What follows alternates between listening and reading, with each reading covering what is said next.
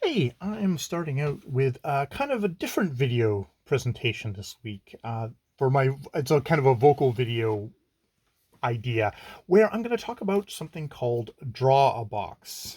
Drawabox.com, which I stumbled upon on YouTube, which is a whole thing of getting the getting it's a set of exercises, free exercise-based lessons that focus on the fundamentals of drawing. This is all in pursuit of becoming a better doodler on my part. Not an artist, just a doodler.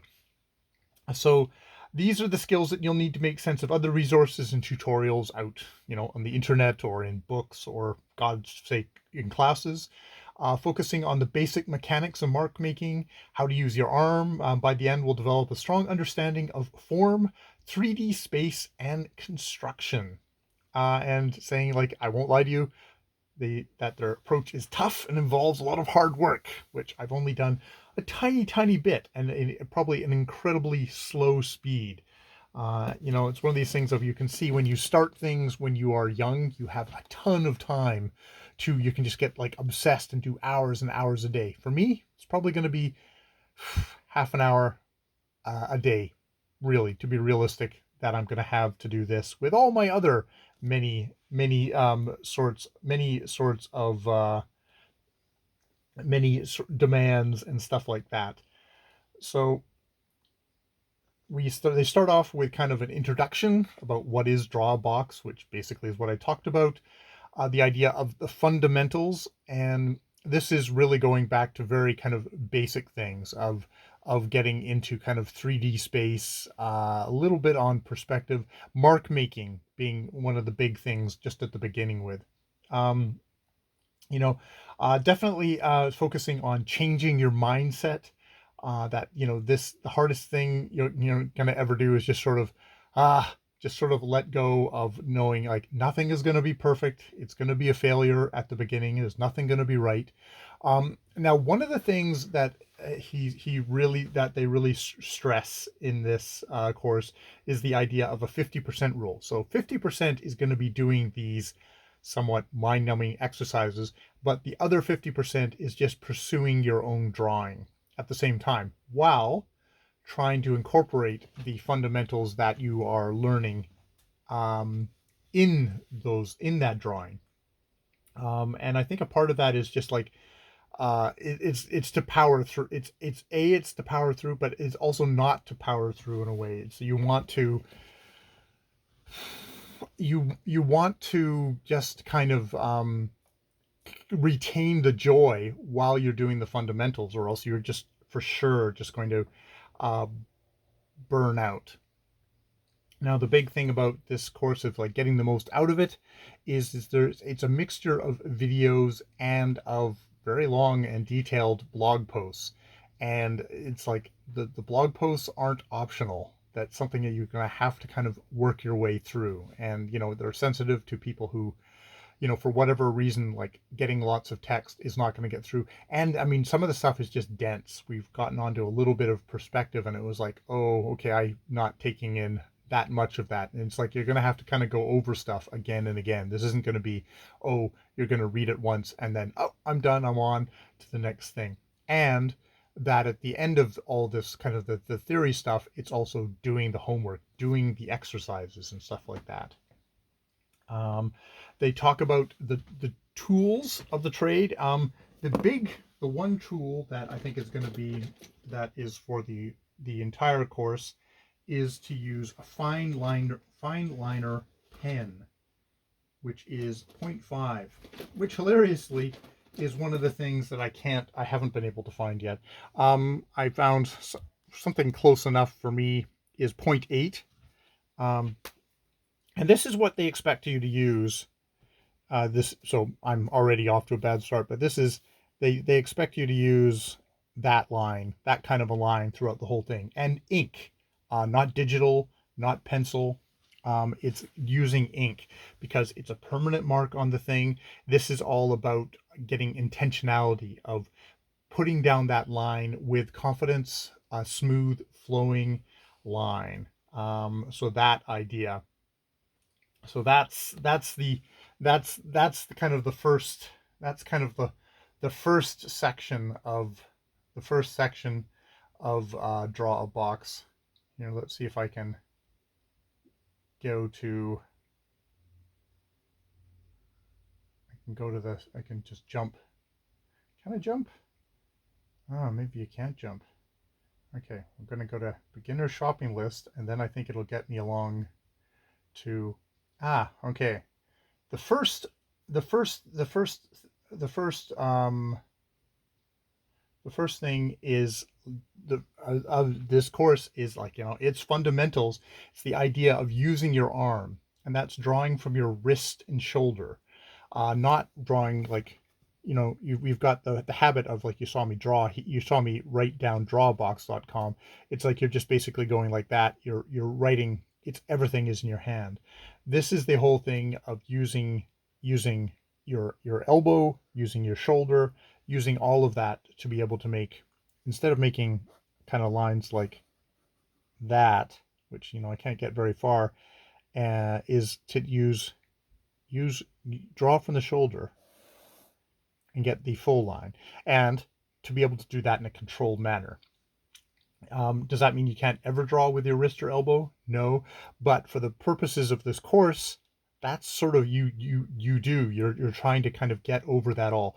You can maybe use that little hover hand thing you can use just to kind of, you know, it's dragging along behind, not dragging, but it's kind of coasting over the thing just to give yourself a little stability. That's okay. Holding your pen, there's a variety of different ways to hold a pen.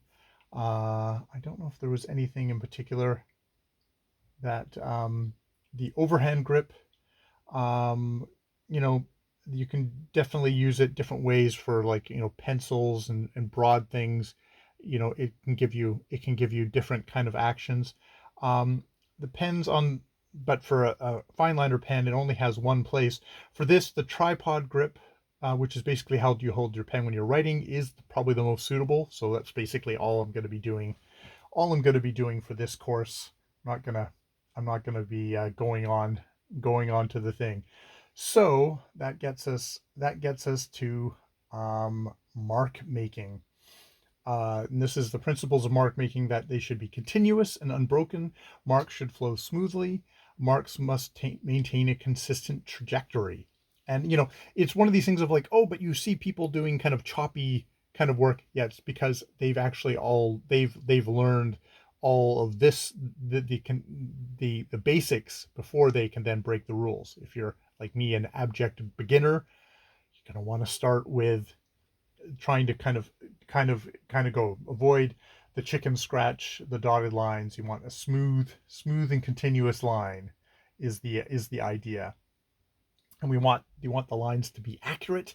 You want the lines to be smooth. And it's like, you don't prioritizing accuracy at first, thinking it's most important. The most important thing to need to focus on is keeping your marks smooth and consistent, which is going to be tough enough on its own. So the homework for this, this first section, was the idea of, do, you know, and this is, don't grind, don't just do the recommended number of exercises a thing and then move on to your next thing. And you'll be doing this as a kind of a warm-up exercise for a lot of your stuff. Don't rush. Once the ghosted method is introduced in ghosted line exercise, use it consistently. So that's the idea. Well, we'll get into that. So yeah, the first thing is superimposed lines. For superimposed lines, which, here, let me get my handy dandy, that's my handy dandy ruler out. That is just simply the idea of, make a line like that, and then the exercise, how so simple. Let me get this now out of the way. Oh, how so simple is to go from the start to the end in one continuous flow 8 times. So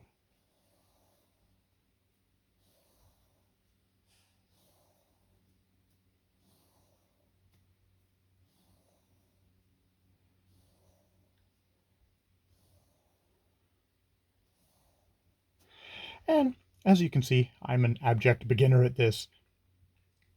So yeah, and doing a full, just doing like a full page of these kind of doing of those kind of lines, different lengths, doing some that are like, doing some that are, you know, short like that, doing others that are, it's the whole page.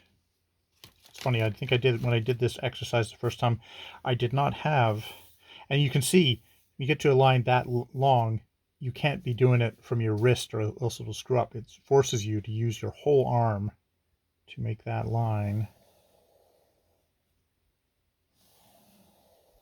Got the camera in the way as well, though. That's not much of an excuse. And actually, it's interesting looking forward now that I've done ghosted lines.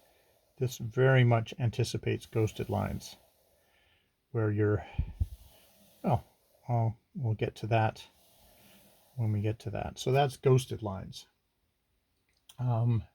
That's the first exercise. I'm doing like a couple of pages, of that. Next thing is ellipses. This is, you know, it's their ellipses are extremely important and notoriously annoying to draw. And for our purposes in this course, we're going to be using ellipses in 2D space drawn on the page, to represent circles that exist in 3D space. Whether you're, you know, what you're looking at. So in 2D space, it's a series of ellipses that form that from the widest to the narrow. In 3D space, it's a circle being rotated from facing towards viewer and facing away. God damn it. So ellipses are like basically, it's kind of a circle. I should look that up.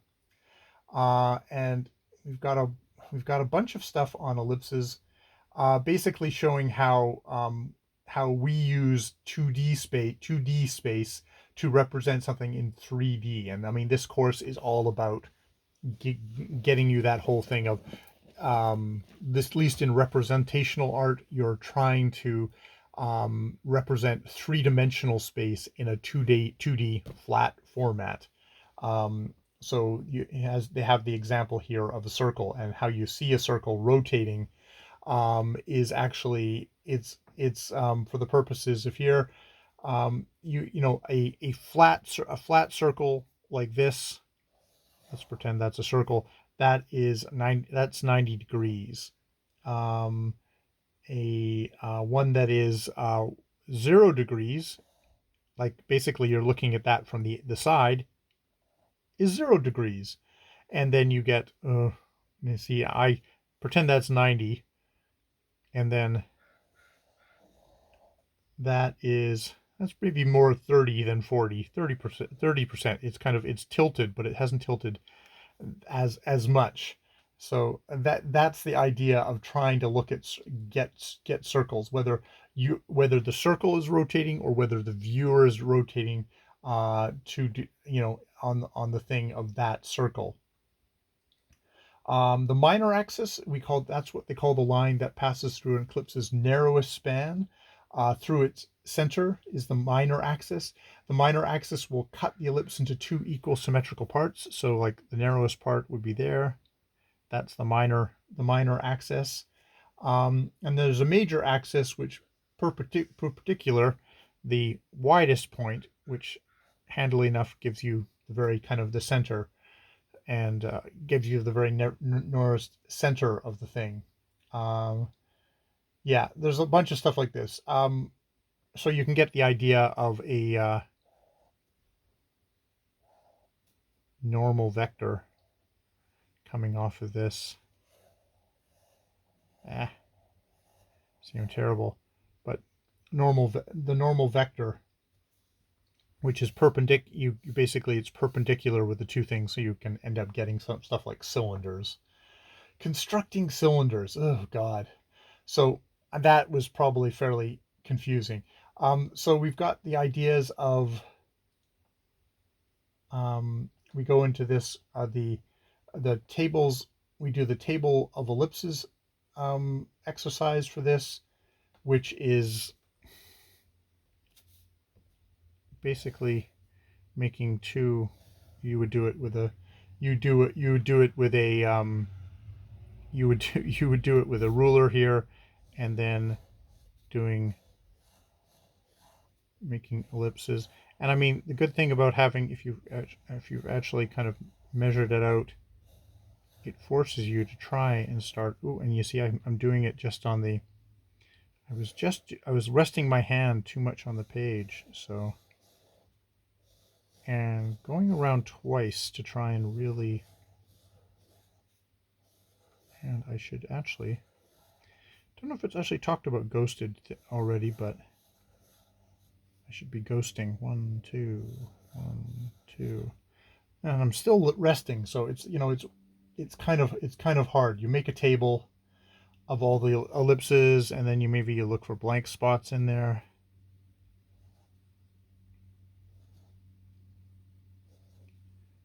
And see, me doing that motion beforehand is to try and train myself to be very intentionally putting marks down on the page, not letting it happen, but actually trying to exert some kind of hand control over what I'm doing as I'm drawing. And then also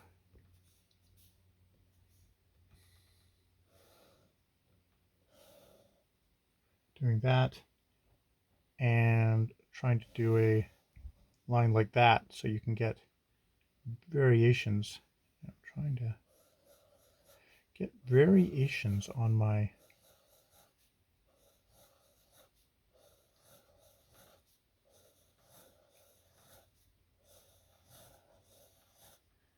just tough work.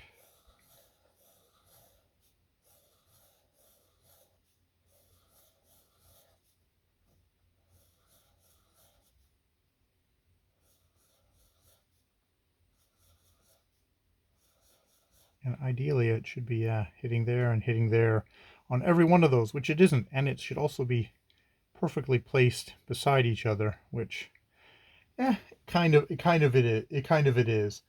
So the purpose is to get used to drawing ellipses in various sizes, orientations, and degrees. It also sets out a clear space each ellipse is meant to occupy, giving us a means to assess whether or not the ellipse was successful, which you can really you can judge where it's kind of thing.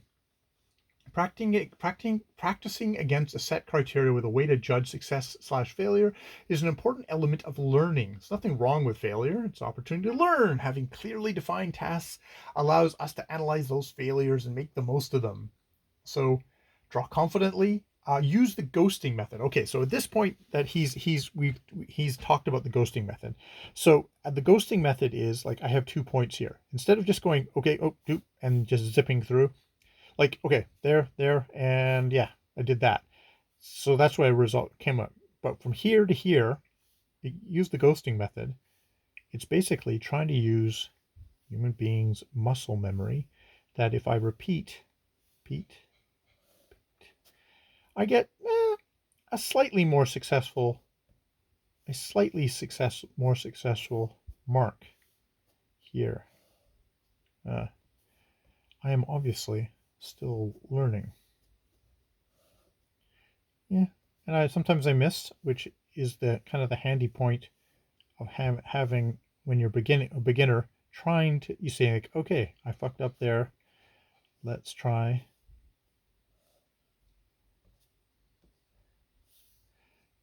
and practice hitting, going from that one to that one, and you ghost it. You gotta ghost. You start learning where you can hold your hand and things get a little bit straighter. See, there I was accurate, but I was probably, you want to get that, you want it to be smooth and continuous. That's the highest priority. But the next priority is to try and get it to hit the mark. And so it is really basic mark making skills, but that's the thing.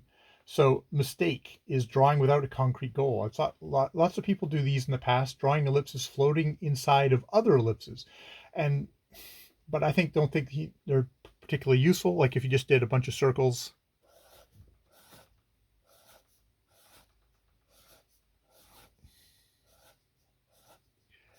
that isn't particularly useful in comparison to doing it, saying, okay, I got to hit this line, I got to hit this line, and now I got to also hit this line, but I also have to press it against there. So it makes for, using the ghosting method, I can assess, like I messed up there, my lines are there, that's good, and it's a little bit off there. But this is like, you know, that's just like kind of, that's just doing, but it's like there's no consistent size, there's no consistent placement. This is the idea of, and you know, these look a lot, don't look as good as those, but the theory is this will actually improve my mark making versus other stuff.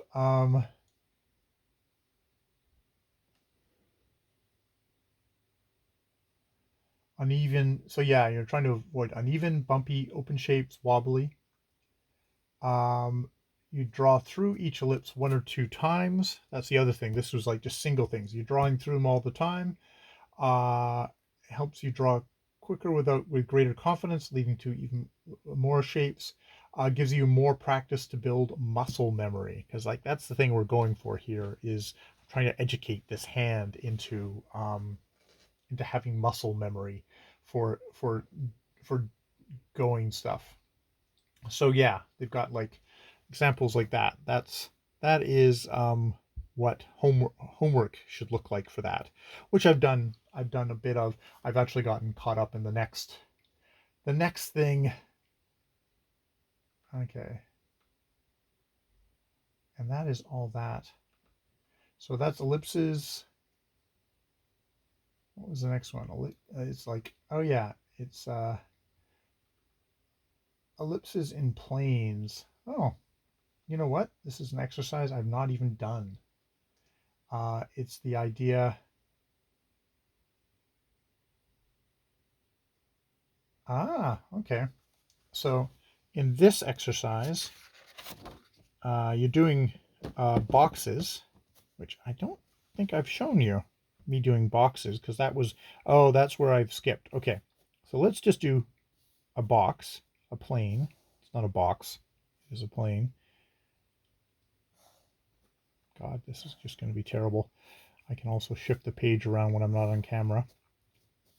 But it's basically, it's joining up your points, all your different points. And so this exercise is drawing ellipses in your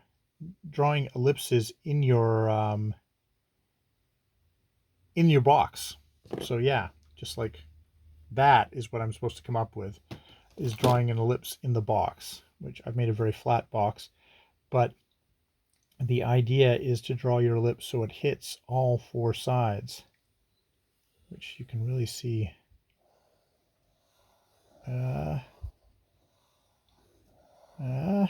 Yeah, okay, I've careened around, but hit, and that should be. Obviously, this is the very first time I've even discovered this exercise, so. God damn it. I'm feeling wobbly today. I don't know if that's just me or if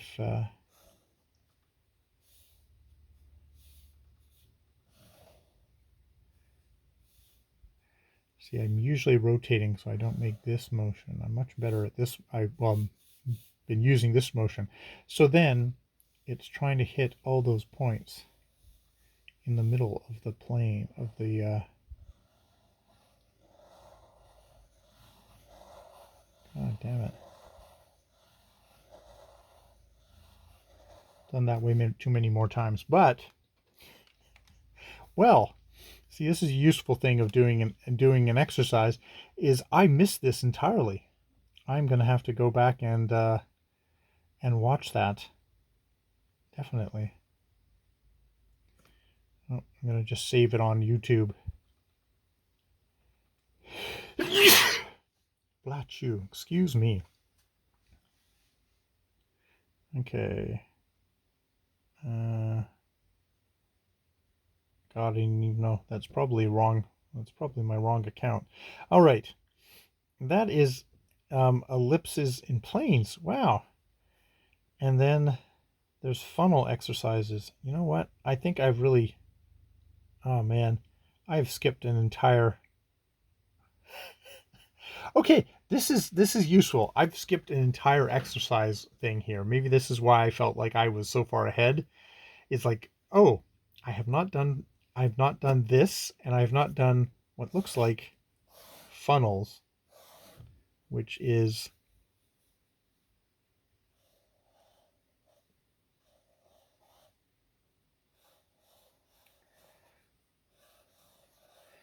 probably I'm supposed to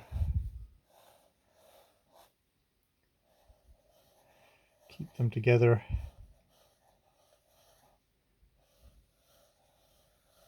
God damn it.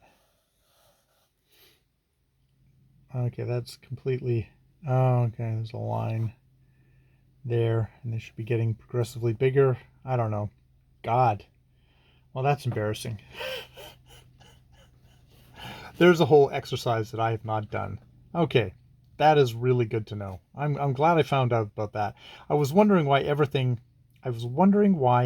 had skipped on me.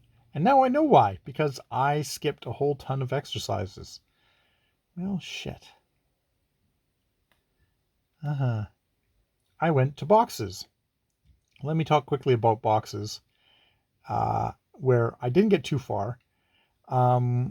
This is, yeah, we start off by boxes in perspective, which a box consists of 3 sets of parallel lines. If you're familiar with three-dimensional geography, you know, it's an X, Y, and Z, yeah, thing. And then, you know, you can make a box out of that.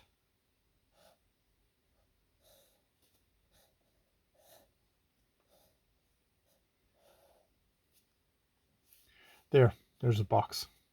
And I mean, I know there's the whole thing of there's maybe a couple of points, draw a line.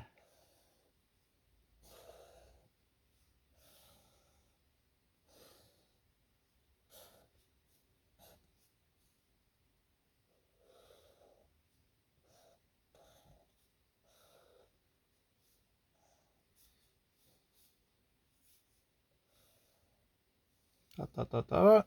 There, you got a box. Vanishing points and parallel lines. So, oh man, it's really, I'm just still devastated by the last thing. Anyways, there's a whole thing here of making boxes.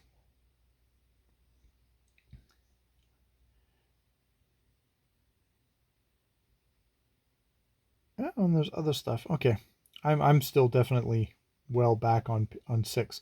You know what? I'm not even going to talk about boxes today because I am super confused by boxes at this point. Not super confused, but I know if you think I've been a mess with everything else I've talked about here, I mean, I think for me at the moment with Drwbx, I'm still probably back at mark making. So that is doing 2 dots and trying to get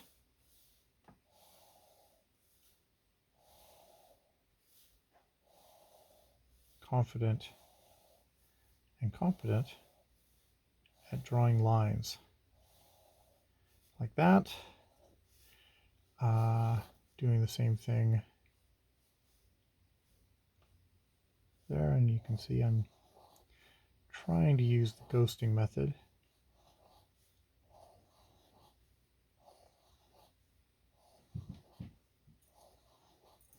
That.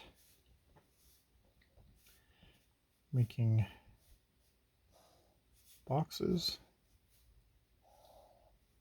Use the ghosting method.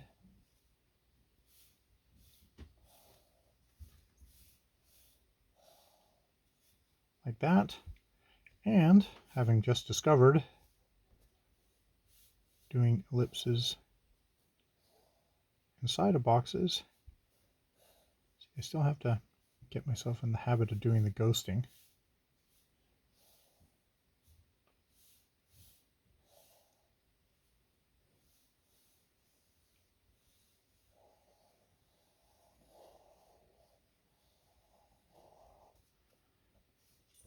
doing just straight ellipses.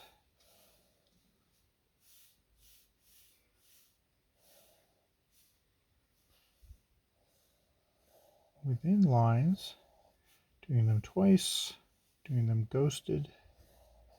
Whoop.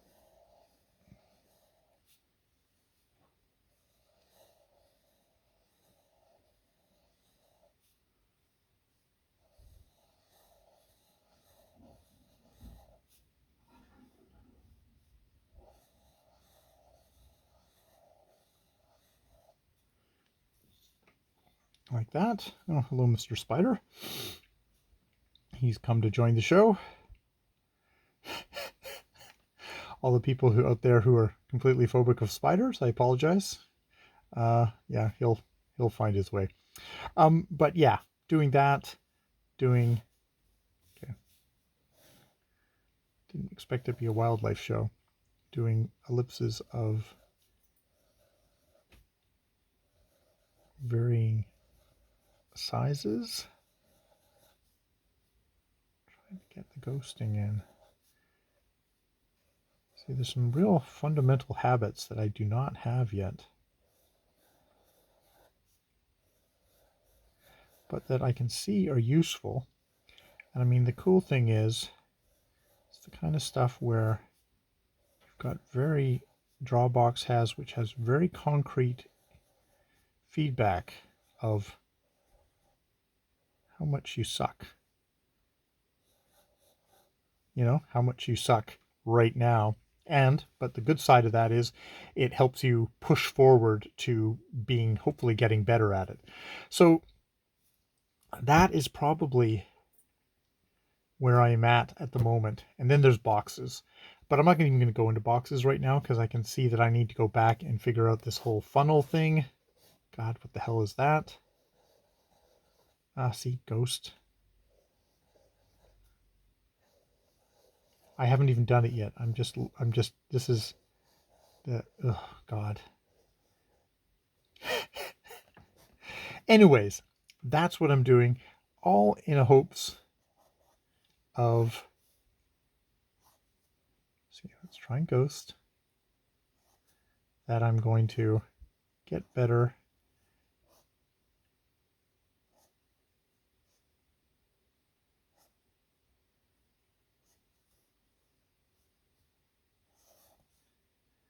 at drawing hot chicks, you know, which is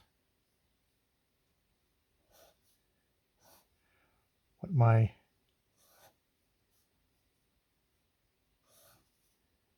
goal was when I was 12, and of course what my goal is now.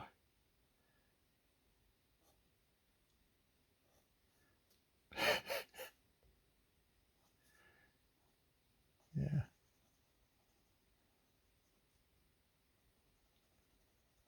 But yeah, you know, basically, that's what I'm hoping for. Nipples. Gotta have nipples. It's always fun to have nipples. She's saying, why don't I have arms? Why don't I have legs? It's like, well, because I really suck at human form stuff too. But I am working at it. All this shaky crap here is get all this out of your system, get good at it, and move. That way you can move on to other fundamentals that you'll eternally be learning. All right, I am going to leave it there. This has been a long video of me bumbling around. I'll even see if this video actually works, because I haven't actually done that yet. See what the sound is like, see what the picture... I think the picture looks... Well, we'll find out. I'm not actually looking at the picture as I'm doing this. It's all pointed down. All right, more videos later.